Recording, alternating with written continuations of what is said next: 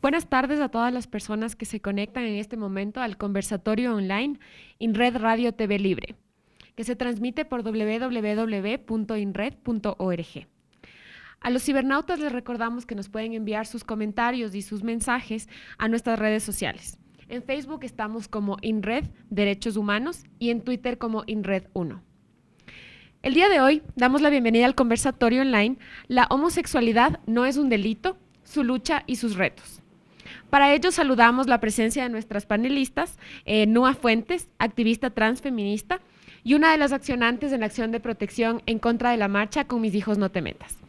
Por otro lado, damos la bienvenida a Paulina Palacios, asesora legal del Instituto de Investigación de Igualdad de Género y Derechos de la Universidad Central del Ecuador.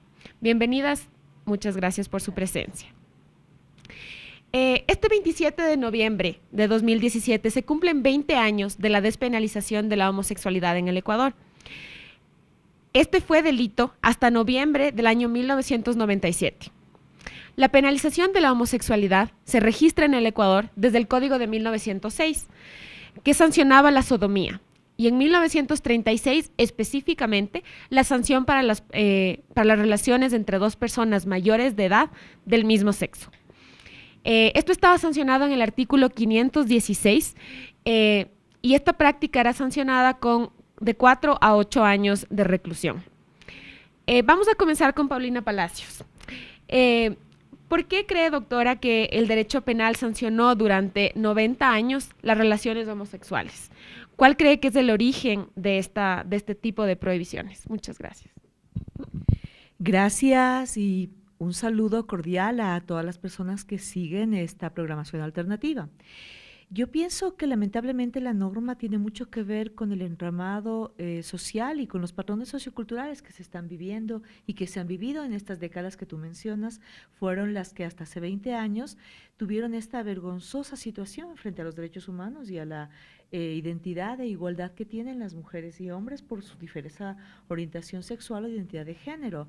En este caso, efectivamente, la sodomía, como tú mencionabas, que en efecto era la figura penal, el tipo que se sancionaba, era una conducta mal vista, sobre todo por una sociedad enormemente confesional, una sociedad que no, bueno, hasta el día de hoy no logra vivir su esfera pública dentro de la ética laica, una sociedad que se inhibe y que desconoce lo que es realmente la dignidad humana y la posibilidad de que las personas vivamos en libertad y además hagamos sobre todo la utilización plena de lo que son los derechos humanos y en particular la posibilidad de ser las dueñas y los dueños de nuestros cuerpos, de nuestras tendencias, tensiones, posiciones, posibilidades en el marco del respeto a los derechos humanos de las otras personas. Entonces pienso que lamentablemente era una norma que tenía que ver con un enramado enormemente confesional, con una tendencia internacional y acá en el caso del Ecuador también con una posición profundamente escondida de lo que era la libertad sexual, la orientación sexual de las personas y por tanto terriblemente perseguida por una beatería, por una posición cargada de moralina que no ha estado exenta porque son años en los cuales igualmente ha habido todo tipo de manifestaciones de odio en contra de indígenas, en contra de todas las personas por su orientación sexual, en contra de las mujeres de manera estructural también y de todo lo femenino. Entonces, sí, la norma también guardaba un aspecto de coincidencia con la parte hegemónica del pensamiento de un Estado muy asimilado todavía por una onda confesional. Perfecto, muchas gracias, doctora. Ahora la siguiente pregunta vamos a pasar con Nua. Tú como activista transfemenina, cuéntanos, después de 20 años de la despenalización de la homosexualidad, ¿cómo miras tú la situación de las personas de la comunidad LGBTI? ¿Cómo ves el acceso a servicios en términos de salud, de educación, de justicia y entre otros? ¿La discriminación continúa o podemos decir que existen hoy en día ya las garantías suficientes para el ejercicio y la protección de los derechos? Bueno, primero, soy activista transfeminista, no transfemenino. Segundo, yo quisiera partir desde el hecho de la despenalización, porque hay que ser un poco críticos con este tema. O sea, la despenalización se dio, o sea, fue algo correcto que debió haberse dado, ¿no? Pero se dio de alguna manera por razones equivocadas en su momento. Porque ¿cuál fue el alegato que aceptó el Tribunal Constitucional? Fue que la homosexualidad era una enfermedad y que por lo tanto no debía irse presa a la gente, sino buscar otro tipo de tratamiento, ¿no? Entonces desde ahí lo que sí, se despenalizó la homosexualidad, pero lo que siguió después de todo esto fue un estigma muy fuerte, ¿no? Y eso pasa, ¿no? Como dijo la compañera, ¿no? Las personas que transgreden estos espacios normativos de la sexualidad, del cuerpo, incluso las mujeres, siempre son de alguna manera afectadas con lo que es la desprotección social y la desprotección judicial, el normativo y el estigma social, ¿no? Entonces, en ese camino de recuperar todo eso que nos dejó el estigma, lo que nos dejó la despenalización, en estos 20 años, chuta, ha sido un caminar de poco a poco, a veces incluso con sus bajas, con sus momentos en los que de alguna manera hubo un declive en nuestro caminar. Y por lo tanto, hasta ahora yo creo que es muy difícil hablar de que haya una igualdad de uso de los derechos entre las personas de la diversidad sexual, ni siquiera entre las mujeres, con relación a otros grupos que tienen más prioridad social, ¿no? Entonces, hay muchísimos ejemplos, ¿no? No solo el tema de las uniones civiles versus la unión de hecho, el tema de la identidad de género trans versus la identidad de género del resto de personas. Entonces, realmente no, ha habido un avance, sí, eso no se lo puede negar, incluso la misma Asamblea Constituyente fue un momento muy bueno donde muchos pensamientos confluyeron en el mismo sitio y eso permitió generar ciertos avances que hasta ahorita estamos intentando alinear el resto de estructura institucional, ¿no? Y hasta que lo terminemos de alinear, simplemente va a seguir habiendo un sistema de desigualdad, ¿no? Entonces, por lo tanto, como persona trans, yo te puedo decir, o sea, hay desigualdad dentro de muchos espacios, el espacio educativo, desde el espacio de salud, no encuentro una asistencia médica adecuada en los espacios de salud pública temprana, por ejemplo, para las personas trans, no hay un tratamiento entendible desde qué sé yo, el uso del término de la violencia obstétrica, por ejemplo, en mujeres lesbianas, por ejemplo, todavía sigue habiendo un alto índice de violencia. Entonces, hasta que no se superen todas estas cosas, no se va a poder hablar de igualdad. El problema es que muchas veces la desigualdad no solo es en el acto más explícito de que si es que te vengo te golpeo, ¿no? Hay formas más sutiles de violencia, de discriminación y de exclusión. Entonces eso es algo que tenemos que tener siempre en cuenta cuando hablamos del camino a la igualdad y la inclusión social. Gracias. Entonces, podríamos decir tal vez que muchas de las razones que impulsaron a mantener esta forma de tipo penal durante tantos años en el Ecuador, muchas de ellas en realidad mencionadas por nuestra primera panelista, se mantienen hasta el día de hoy. Pasemos ahora con Paulina nuevamente. Doctora, ¿nos puede comentar un poco cómo vio usted el proceso de despenalización en el año 1997?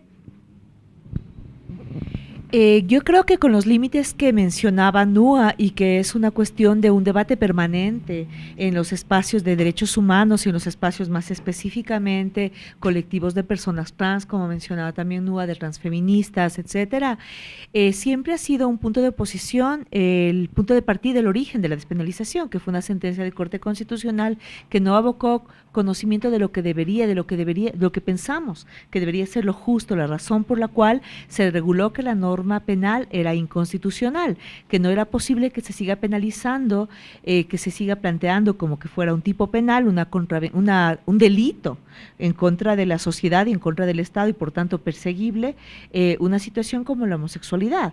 No nos gusta el recurso de que haya sido concebida como una enfermedad, porque es justamente una de las peleas más históricas también que ha habido, el tema de que no se ha considerado una orientación sexual o una identidad de género como una patología, porque estamos además ahora mirando cómo la situación es que si esa es una patología, esta debe curarse. Y estamos enfrentando a nada más esta madrugada salía la noticia de acciones de protesta porque en la China también se ha naturalizado el tema de que se busque la cura de la despatologización de las personas presuntamente enfermas por tener una orientación sexual distinta. Personalmente, para mí, sin embargo, de toda esta lectura crítica, fue sin duda un momento también de satisfacción, saber que al menos ya no iba a haber una persecución legalizada por parte de la policía, la fiscalía, el Ministerio Público, que era realmente lo preocupante. O sea, te podían acusar de sodomita, como te pueden acusar de femicida, de ladrón, de corrupto, de autor de peculado. Es realmente una situación muy grave porque es plantearte que una parte de lo que constituye tu dignidad, una parte de lo que es constitutivo de tu persona, es algo que en sí mismo no solo que está mal visto en la sociedad, sino que debe ser perseguido por el Estado. Entonces, al menos el quitarle el trasfondo de que de que es un delito, una orientación sexual, siempre, sin duda, ha sido un avance y son 20 años. Ahora lo que muchos nos estamos preguntando es a dónde vamos, dónde estamos y qué se ha hecho durante estos 20 años, porque fue efectivamente el triunfo de una estrategia legal, aun cuando no estemos conformes con el fondo, con el contenido, de haberle convertido en una patología, de haberla afirmado como una patología la orientación sexual. Pero también la otra pregunta, la siguiente es, en estos 20 años, ¿cómo se ha avanzado? Tenemos un logro importante que es en la Constitución del 2008, que es la adhesión entre las causas de no discriminación. Sin embargo, pienso que existe un enorme camino en el ámbito legal, judicial, social, cultural, educacional, laboral, económico, para realmente poner en cuestión lo que no se ha hecho, lo que se debe hacer y dar una atención objetiva y políticas públicas en función de alcanzar la igualdad para todas y todos. Perfecto, muchas gracias. Solo para ampliar la respuesta que nos acaba de dar, ¿en qué forma cree usted entonces que impactó de forma positiva o negativa, según su criterio, la despenalización? ¿Qué cambios surgieron en nuestra sociedad a raíz de esa despenalización hace 20 años y que tal vez se han ido avanzando o han ido modificándose de alguna forma en estos últimos 20 años? Bueno, los colectivos y muchas personas que somos convencidos de la igualdad y los derechos humanos, pensamos que ha dado paso a 2 décadas de visibilización, porque si ya no eres perseguido por tu condición y por tu orientación sexual, es posible visibilizarse. Y pienso que en esto el aprendizaje que la sociedad ecuatoriana, el Estado, los estamentos legislativos, el Ejecutivo, los gobiernos autónomos descentralizados han logrado tener del movimiento y de cada uno de los colectivos LGBTI ha sido muy importante. Entonces, sí, hace 20 años se despenaliza y al menos se logra concebir un marco de lo público, una posibilidad de que se visibilice el activista, el colectivo, la lucha LGBTI, que no por esto es que ha sido totalmente dejada en paz, no es que simplemente ya se podía hacer, pero al menos ya sabíamos que no era imposible y que no era ilegal, que no estabas incurriendo en una conducta penalizada, punible, sino que al menos se podía. Por eso a mí me encanta esta parte de este mes en la cual hemos mencionado que estamos celebrando los 20 años de visibilización, más incluso que de despenalización. Perfecto, muchas gracias, doctora. Volvemos ahora con NUA. El pasado 25 de octubre, la Unidad Penal de Quito negó la acción de protección que se propuso en contra de la marcha Con mis hijos no te metas, que había sido liderada por la Conferencia Episcopal. NUA, que nos acompaña el día de hoy, fue una de las accionantes de esa inicialmente medida cautelar y después acción de protección que fue presentada en contra de esta marcha. Los alegatos principales presentados para esta acción de protección era que en el contexto de esta marcha se emitían discursos que tenían contenido de odio que podía incitar a la discriminación en contra de la comunidad LGBTI. Entonces, NUA, tú como una de las accionantes, ¿qué significa para ti y para los miembros de la comunidad LGBTI que la justicia ecuatoriana haya negado este recurso? Bueno, primero no es sorpresa, no, para nada es sorpresa porque lastimosamente, como dijo la compañera, se ha naturalizado de alguna manera una idea de que la violencia hacia los grupos de diversidad sexual, el prejuicio o la peyoridad hacia estos grupos sociales está bien visto, ¿no? Entonces, ahí fue interesante también porque dentro del juicio pudimos ver algunos discursos, ¿no? Que están como el tema de las saludes ideales, de la salud, la sexualidad natural, la sexualidad correcta. Entonces ahí nos comenzamos como a cuestionar el tema, bueno, si es que lo uno es lo correcto, cuál es lo incorrecto y por qué toca luchar contra lo incorrecto, porque ese fue el discurso que se presentaba.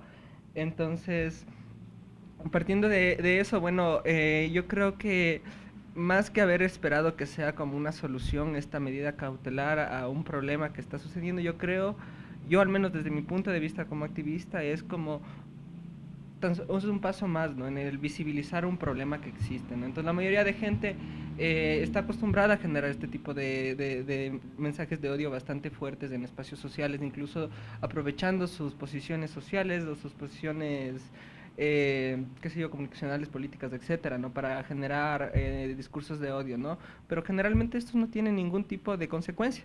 Ahora, nosotros lo que intentamos es demostrar que sí, o sea, realmente generar discursos de odio tiene que tener una consecuencia, incluso no solo desde esta visión social, sino también desde lo legal, y eso es lo que nosotros comenzamos a hacer, y fue por eso que fue tan sonado el caso, incluso en muchos otros países hicieron eco de este tema, fue bastante polémico, incluso por otros medios comenzaron a llenarlo de enunciados que salían de contexto de lo que sucedió realmente, pero que lo mostraban como algo nuevo, algo que se presentó que era totalmente nuevo, era como, wow, la comunidad LGBT está generando unas acciones contra los grupos religiosos, ¿no? Que era algo que no se había pasado antes, ¿no?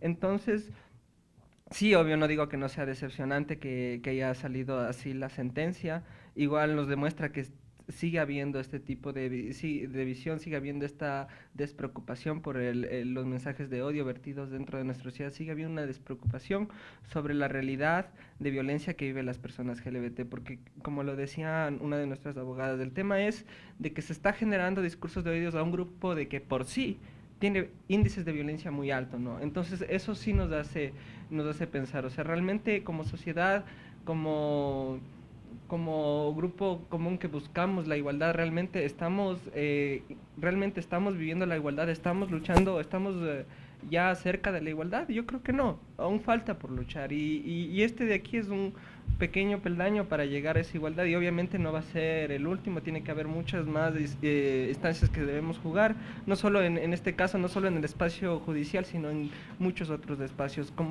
Como yo decía al comienzo, el tema de tomar desde este punto de vista crítica la despenalización no es para decir que no haya sido importante, fue muy importante, como decía Patricio Ramallo, pasamos de ser sujetos desechables, perseguidos, delincuentes, a ser sujetos de derechos, y eso fue un paso gigante. Pero el tema de pensar lo crítico es pensar que detrás de todos estos aparatos institucionales, de todos estos jueces, de todos estos asambleístas, figuras políticas, aún existen ideas que no se encuentran en sintonía con nuestra visión de la igualdad y el respeto a la diversidad, y tenemos que trabajar en eso. Muchas gracias, Noa. Doctora Palacio, la solicitud de medidas cautelares y la acción de protección presentada, lo que hizo fue colocar en la palestra pública a 3 actores. Por un lado, a la Iglesia Católica, por otro lado, a la familia conservadora y como contraparte a la comunidad LGBTI. ¿Cómo mira usted el proceso de estas acciones de protección y el resultado principalmente que fue decidido por el tribunal que resolvió esta acción? ¿Usted cree que fue una superposición de un derecho sobre otro? ¿Cree usted que habría espacio para la intervención estatal en contra de esta marcha, o cree usted que no? Me pones una pregunta realmente difícil porque frisa con mi posición política muy personal. A mí me preocupa mucho que acá en el Ecuador el activismo no logremos concertar un discurso de mayor empatía. Me preocupa mucho el tema de lo reactivo. Me asusta mucho la violencia que se destapa, sobre todo porque yo pude constatar que para la convocatoria de la marcha del 14 de octubre, mi mamá tenía una expresión muy graciosa, gente de no creer estaba asistiendo y convocando. De verdad, eso me asustó muchísimo, porque son personas, seres humanos a los cuales tengo una consideración personal, convivial, empática, en muchos otros temas. Entonces también yo me he cuestionado y me he preguntado de qué otra manera podemos dar a conocer y no permitir que les satanicen, porque ahora lo que aludieron, que es el tema de lo que implica esta cuestión que se convirtió en una categoría transnacional de la derecha conservadora, esta ideología de género. Este tema de que les enseñamos a los niños a ser gays O sea, realmente en este medio, en este espacio, todos sabemos que ese es un contrasentido, es un absurdo, es terrible.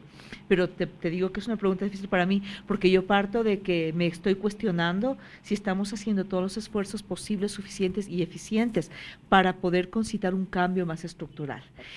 Por otro lado, yo creo que el Estado tiene que garantizar, y tiene que garantizar que no se coadyuve, que no se genere, que no se impulse más todavía el odio. O sea, ya existe un odio a lo diferente. Yo estoy terriblemente conmovida por estas cuestiones que son de conocimiento público, de posibles asesinatos cometidos en contra de personas simplemente diferentes. Diferentes en el caso que nos convoca hoy por su orientación sexual, pero también diferentes porque estéticamente son diferentes, diferentes porque son personas que quieren vivir de una manera distinta, de una manera más libre. Me parece por otro lado interesante que se haya probado con algo que acá en el Ecuador tal vez no tenemos tanta experiencia. Acá en INRED hay otros colectivos como Surcuna, lo han hecho mucho, que es el tema de la estrategia judicial. Me parece full chévere que tratemos de utilizar las leyes, y es una lucha que nos llevará la vida entera, que llegaremos a altas cortes internacionales, y me parece que es importante. Creo que nos toca trabajar más de buscar estratégicamente cambios socioculturales, patrones, tratar de incidir, fresquear, ubicar otro tipo de espacios.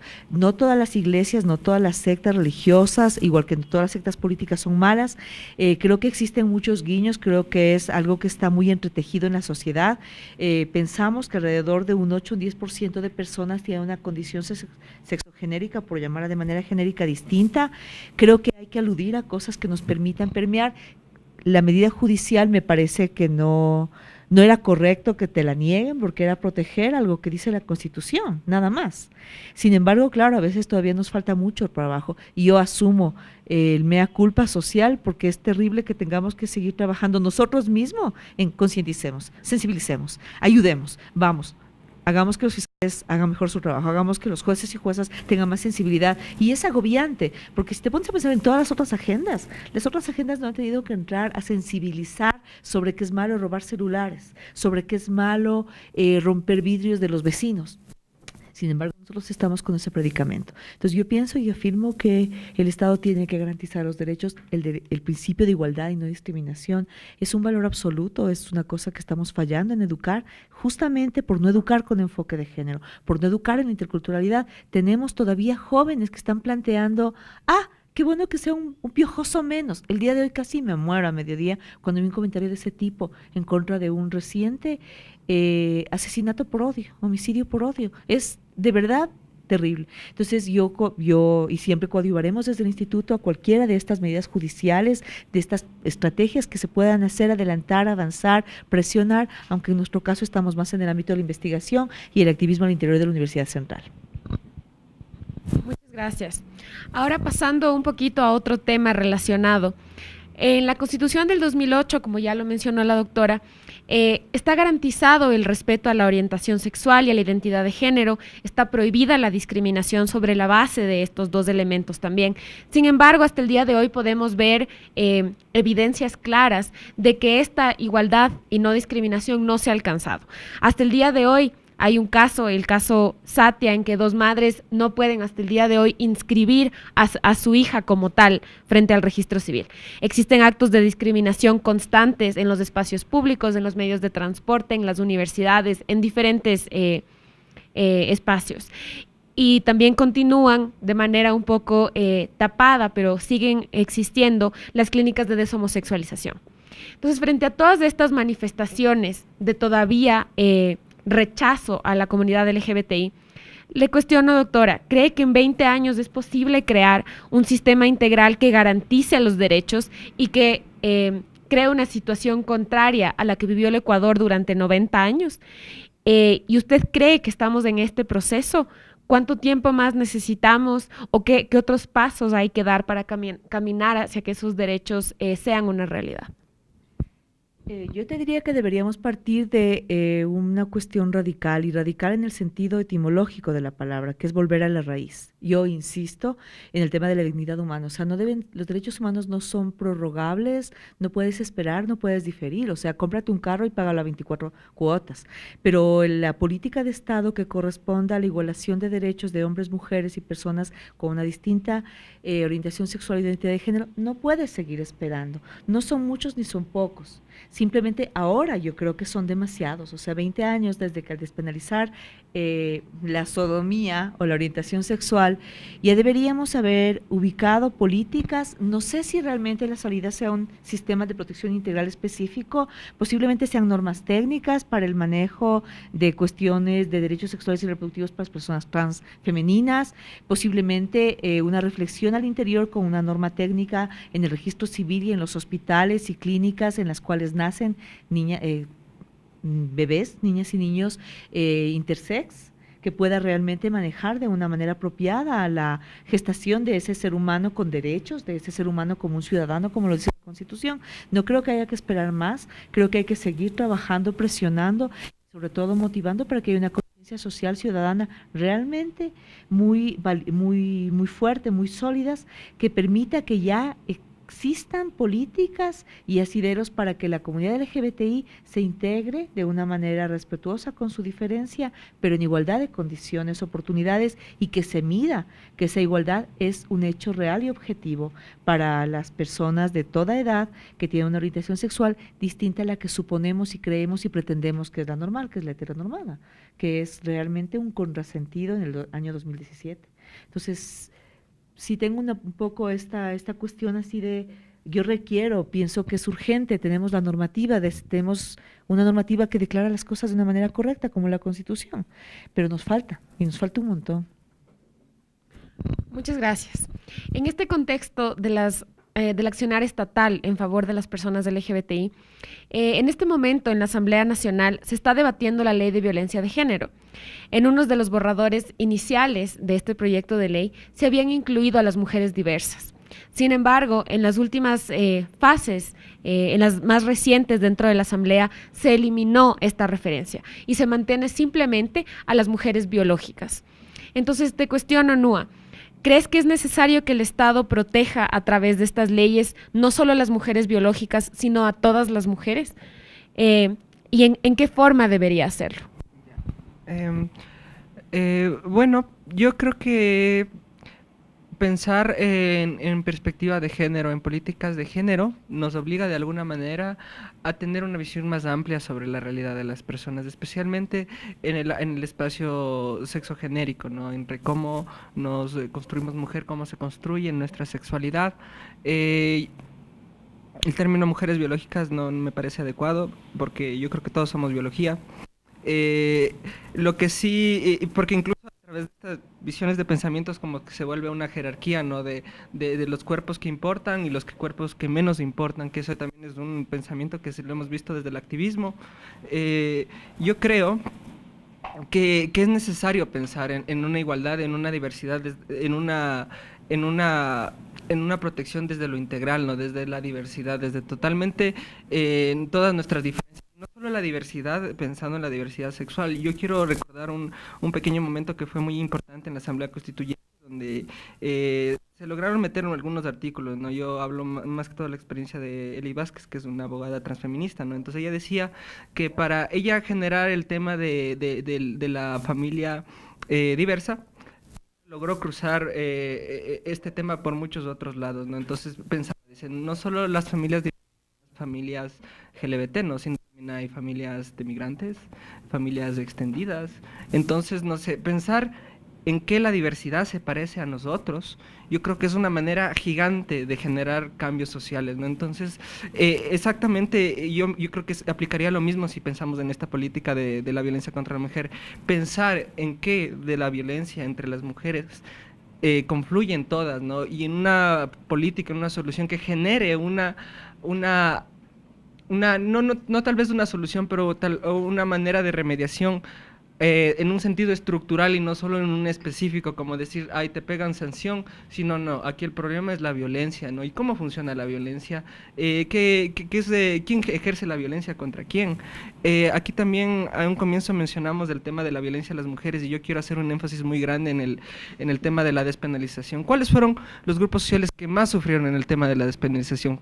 Las mujeres trans principalmente, y a pesar de todo de que el artículo penaba la homosexualidad masculina, nunca penó la homosexualidad femenina, y sin embargo, en ese saco nos metían a todos y nos violentaban a todos, y principalmente a las que más violencia recibían fueron las mujeres trans, ¿no? Entonces ahí hubo un proceso muy grande que tuvieron que seguir todos estos grupos para intentar generar un mejor entendimiento sobre lo que era el tema de la diversidad, en el que fue sumamente importante el apoyo del movimiento de mujeres. Yo creo que ellos para mí son los principales actores dentro de la despenalización que lograron hacer posible a través de toda esta campaña, la recolección de firmas y todo eso. Pero fue eso, o sea, pensar en que la diversidad se parece a mí, ¿no? Pensar ya no en una forma de que sí, tengo que ayudarles a ellos porque ellos reciben violencia, sino decir, no, la violencia que ellos reciben también me afecta a mí porque yo vivo en la misma sociedad.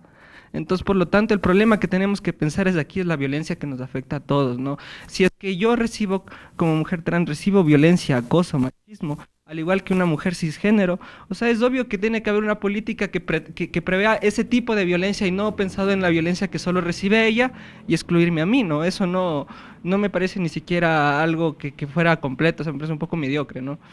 Y bueno, lastimosamente hemos tenido esa visión en la política de cojamos lo uno y a veces nos ha tocado, pero yo creo que hay momentos en los que sí es posible dar un salto. Yo quisiera que sí haya más políticas que pensaran la transversalidad, que pensaran el género dentro de un aspecto grande de lo que es, porque el género no solo son mujeres, no solo son grupos de la diversidad sexual, el género nos incluye a todos, ¿no? Entonces, para mí ese es el reto, pensar en la igualdad, en un todos y todas que nos incluya a todos y todas, no en una inclusión o de un grupo social, sino en una integración de un grupo social dentro de la sociedad, sino una integración verdadera, no que este grupo social venga y se pare aquí dentro del grupo de los trans o de los LGBT o de los diversos, sino decir, no, estos grupos están dentro de la sociedad y necesitamos pensar una política de violencia para todos y todas, ¿no? Y en este caso las mujeres, para mí es fundamental hacer énfasis en la perspectiva de igualdad de género. Ahí en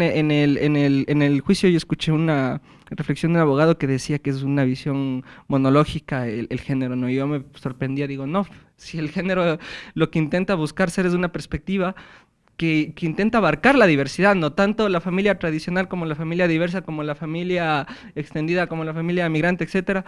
Todos ellos tienen sus conformaciones familiares y eso es lo que intenta hacer la perspectiva de género y ese es para mí el reto que nosotros tenemos que tener presentes en estos futuros años de lucha, ¿no? Muchas gracias. Gracias a las dos por sus intervenciones extremadamente claras.